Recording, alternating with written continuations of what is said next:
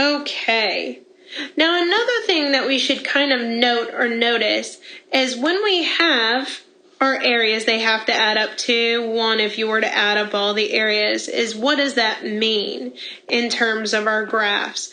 Well, it also means that no matter what our z value is, whatever our area to the right is, and whatever our area to the left is, they are considered to be complements or opposites. They have to add up to 1. So let's say if the area on the left is, let's say, 0.60, then the area on the right has to be everything else, the other 0.40, because they have to add up to 1. And the area to the left and the area to the right are going to be complements. So they have to add up to 1 or 100% of the data. Because remember, areas and probabilities are going to mean the same thing. In this next little part, we want to work in reverse. Given an area, we want to be able to work backwards and find the z value that matches up with that area. So in order to do this, what we're going to use is what's called the inverse norm function. Notice it's located right below the normal CDF.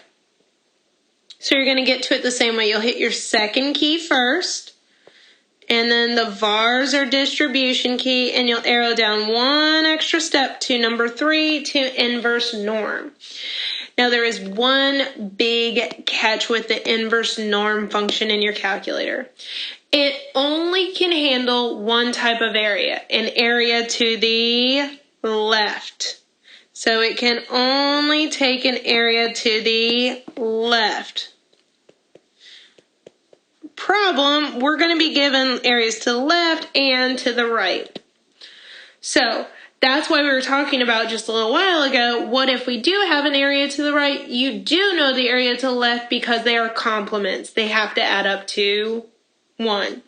So when we use our inverse norm function in our calculator, what we're going to always be inputting from our normal distribution or normal chart is going to be an area to the left. And then what's going to come out of this from the calculator is our z value that gives that area to the left. So that's what we're going to be doing in this next little part, is working backwards, being given an area to find the z value. So in this first one, we're going to be looking at finding a z-score that represents the 5th percentile. So we have to go back to our first test and kind of remember what is a 5th percentile anyways. Well, let's draw our normal curve, and we know we can because they're mentioning z values. Is the 5th percentile means that 5% of all the people are below us. So we're down on the lower end with only 5% below us. So 5% going here. Okay, well, we know that areas, probabilities, percentages are all pretty much the same thing. So areas, probabilities, and percentages are all the same thing. But we never use percentages as actual percentages. We always turn them into decimals. So let's do that. Our 5% would turn into what probability or decimal? It would turn into 0.05. So that is what this area is then, is 0.05. All we need to do is go in reverse and figure out what the z value is for that area. Well, to go in reverse, we need to use the inverse norm function of our calculator. It only takes an area to the left. Well, luckily this picture does already have an area to the left of 0.05, so I can go ahead and input the 0.05 straight into the inverse norm. I don't need to do anything special. So to get this on your calculator, you're going to press your second button, then go press your vars or distribution key and arrow down to inverse norm. And let's see what it's going to look like. What it looks like is what we see below. And what that tells us is then we get this value of negative 1.645 depending on how they tell us to round. And that is a z-value. The z-value we were looking for is negative 1.645 that has this area to the left of 5% or 0.05. Continuing along, what we would like to look at are finding what are called critical values. The question is, what is a critical value? A critical value is, you'll see this little z value, or this little z, and a number down on the bottom. And what that number will indicate is what the area to the right is of your z value that you're looking for. So what it would look like, if you're looking for a critical value that looks like this, is that number is going to be whatever your area is to the right of your z value. So here's your z value, and whatever that number is would be your area on the right hand side. That's how a critical value works. Is a critical value always gives an area to the right.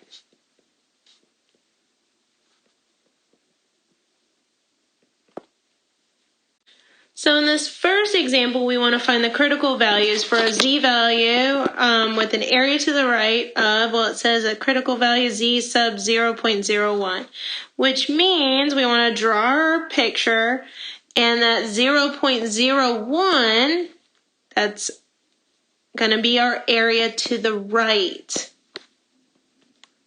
on our picture. So they're going ahead and giving us an area, and they're asking us to find the z value. Well, if I want to find the z value that matches up with this, I've got to use the inverse norm function on my calculator. There's a huge problem though. I have an area to the right. The inverse norm function, however, will only take an area to the left.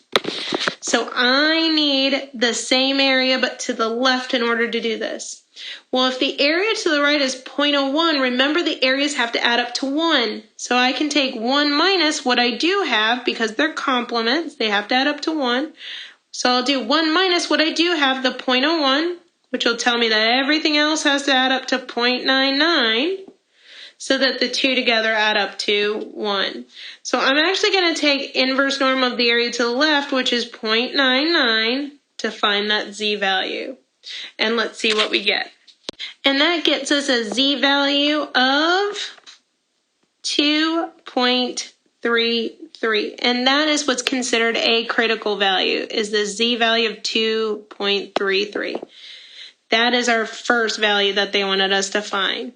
Now let's take a look at B. The second one they want us to find was a critical value with z was 0.03 there.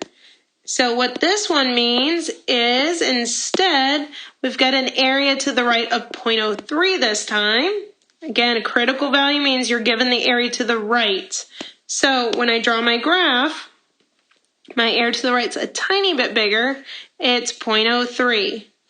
So again, by asking for a critical value, they're telling me they want us to find the z value, which means, and I'm working in reverse, I should be doing the inverse norm this time. But in order to use the inverse norm function on my calculator, I have to have what? An area to the left. I have an area to the right. So I need to figure out what my area to the left is. Well, remember, their complements are opposites. So if the area to the right is 0.03, the area to the left's everything but that. So it's 1 minus the 0.03. which is equal to 0.97. So I'll do my inverse norm of my area to the left, which was 0.97. So I need to go out and figure out and use my calculator and figure out what inverse norm of 0.97 is. And what you'll get is a value of 1.88. And what is that exactly? That is a z value. So that is our critical value, is 1.88. That's our Z value, our critical value. And that's what they were asking me for. So be careful. The inverse norm is very special on your calculator. It only takes areas to the left. Problem, if we're talking about critical values, those are areas to the right. Okay, last question.